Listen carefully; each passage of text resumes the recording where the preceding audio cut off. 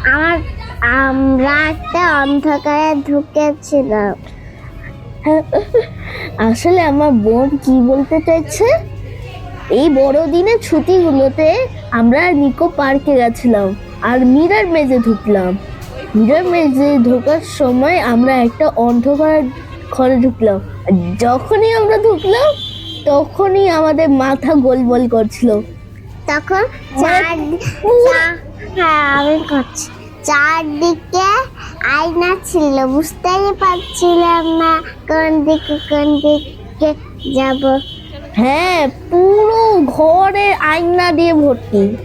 কোন কোন দিকটা আসল আয়না, কোন দিকটা দখল, কোন দিকটা আসল এড্রেস, কোন দিকটা দখল, সেইগুলো বুঝতে অনেক ঝামেলা হচ্ছিল।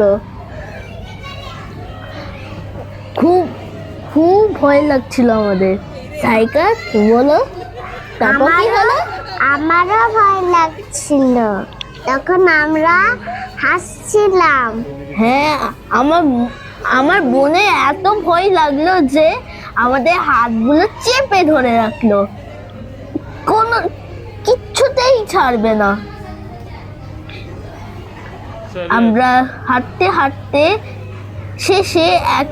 শেষে বার হওয়ার গেটটা দেখতে পেলাম। সেখান দিয়ে ছটপট করে বার হলাম। তারপর আমরা চলে গেলাম আবার নেক্সট রাইডে। নেক্সট রাইডটা কি ছিল সাইকা? নিকো পার্ক। এই নিকো পার্কে আমরা ঘোড়াতে উঠেছিলাম, তাই না? মনে আছে? ঘোড়াতে উঠেছিলাম, চাপছিলাম। হ্যাঁ, আর সেটাকে বলা হয় ক্যারোসেল।